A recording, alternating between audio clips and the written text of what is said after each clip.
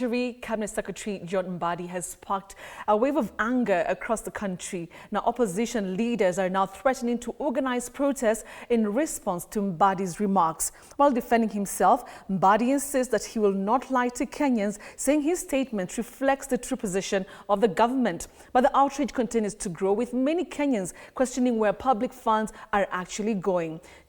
Josephine has more. The government's announcement delivered by Treasury Cabinet Secretary John Mbadi that it can no longer fully fund education has sparked a widespread outrage among Kenyans.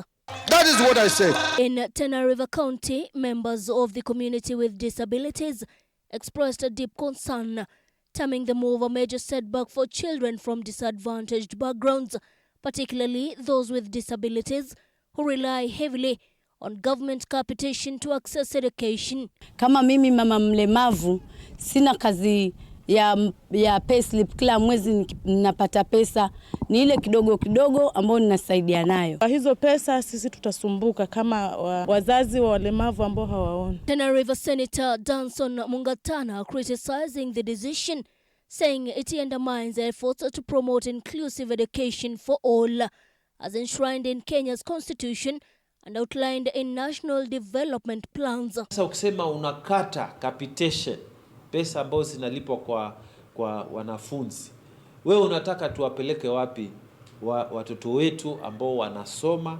na baba zao na mama zao ni walemavu?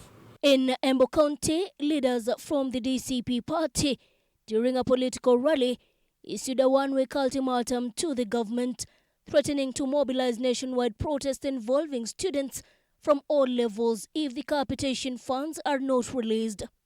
Sisi tumesema tutaweka watoto wa shule wafanye maandamano wakuwe mbele tuende DCP party leader and former Deputy President Rigathi Gachagua accused the Ruto administration of diverting funds meant for education and channeling them into executive-led development tours. That this money that was meant for free education has been diverted by the National Treasury, by the experts ODM brought to government. They have diverted money for education. The money is channeled through the security sectors, is withdrawn in cash and given to William Ruto. Meanwhile, Catholic Bishop Simon Peter Kamomoe condemned the government's move, warning it threatens to deny thousands of children their constitutional right to education. He described the declaration as not only shocking but also a betrayal of public trust. The government should realize its responsibility. Furthermore, the money that is being used by the government is a kind of, not a kind of, but this is tax, people pay taxes. However, Treasury CS John Mbadi has stood by his remarks, reiterating that Kenya's current budgetary constraints make it financially infeasible to meet the full cost per learner. We need to be candid and say that yes, we want to budget for 22,000 per child, but we have not been having that in the budget. And I was not speaking in a funeral, I was not speaking in a political rally.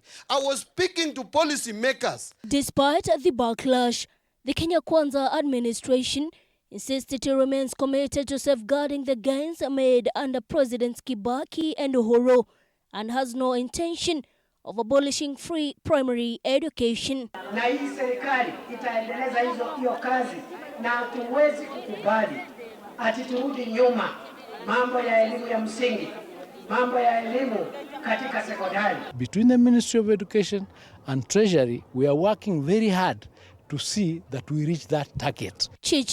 Josephine, TV 47, Nairobi.